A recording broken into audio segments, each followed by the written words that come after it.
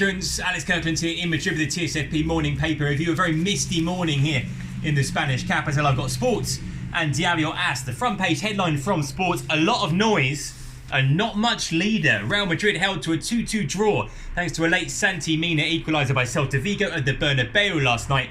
It means the Real Madrid lead Barca at the top of the table by just 1 point. Also on the front page of Sports, they say that Angel of Getafe, who scored of course at Camp Nou on Saturday, is the chosen number 9 for Barca. They're waiting to receive the OK today to be able to sign the Getafe player. Although, breaking news from Mundo Deportivo this morning, they say that our mate, Martin Braithwaite,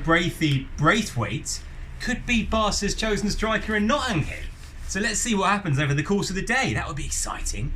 Diario AS, their front page here, contrasting Real Madrid's success in the Copa del Rey basketball last night with this draw against Celta at the Bernabeu. Santi Mina in the 85th minute took 2 points from Zidane's team, who only lead Barca, as I say, by 1 now. Let's take a look at Sports, see what's inside. La Liga red hot, al rojo vivo. It's a Spanish phrase meaning red hot.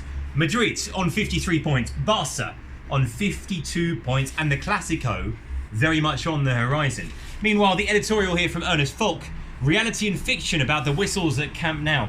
About these whistles 2 or 3 times on Saturday. It says here, Camp Nou showed on Saturday their discomfort or uncertainty with the way the team was playing. It was notable 3 times in less than 10 minutes. The whistles were provoked, or then provoked themselves. Applause after that. So mixed emotions from the Camp Nou fans. This playing out from the back, 1 or 2 nerves, and it has got quite a bit of attention. That. What else have we got? The new life of Griezmann. The headline here: the French player is experiencing a complicated first season at Barca. It's been a challenge to fit in. I think Griezmann's been a lot better than people are giving him credit for, to be honest. Leo Messi taking advantage of a couple of days off. Excuse me as I struggle with my copy of Sports, to go off to Dubai for professional reasons, it says here. So it's not necessarily taking a break. It may be some sponsorship commitments and that kind of thing. What else have we got inside Sport? Not a great deal by the looks of it. So let's move on to Diario AS. They start off with the match ball from the Bernabeu. The roller coaster makes Madrid feel a bit queasy, feel a bit sick. Celta equalised in the 85th minute after they had led early on through Smolov. It was a game that Celta started off winning and they were losing until they eventually got that draw. More play than finishing from Los Blancos, it said. He loads of possession for Real Madrid, but not many clear-cut chances. I mean, none in that first half. They were much better in the second half. In terms of the player ratings, the Picas, Rafinha gets 3 Picas. He's the man of the match for AS, alongside Toni Kroos, who also gets 3.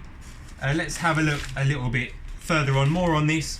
Zidane saying, I'm hurt by the 2 points that we lost, and it really did feel like 2 points dropped for Madrid. That's not to say Celta didn't deserve it, but the fact that Madrid were winning 2-1 so late on, I think everyone in the stadium, pretty much except Celta clearly, thought the game was over. It's a bajonazo, a big dip before the Clásico, says Thomas Roncero.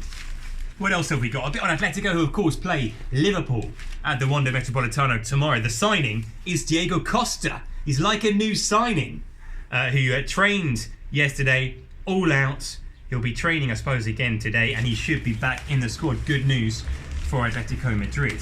Let's have a look at the other match reports from yesterday. It was a big game, really, and a big weekend in La Liga. Starting off here with Sevilla 2, Espanyol 2. There was no R.D.T. for Espanyol. It didn't matter in a way. There was a mess with VAR and referee Cordero Vega. Lots of people, the consensus seems to be that he didn't get things right as far as VAR was concerned. More on that in the pod later on. Maybe Suso, the man of the match, with a goal and assist for Sevilla. As for Athletic, 9 games now in La Liga without a win for Athletic Bilbao. They were beaten 1-0 at San Mamés by Osasuna. Oyer with the goal, and Gaizki Garitano saying, I'm very worried, and understandably so. Their cup run can't really paper over the cracks in La Liga. It was a really dull game at Butaki. I thought Leganés 0, Betis 0, and not many chances from either side.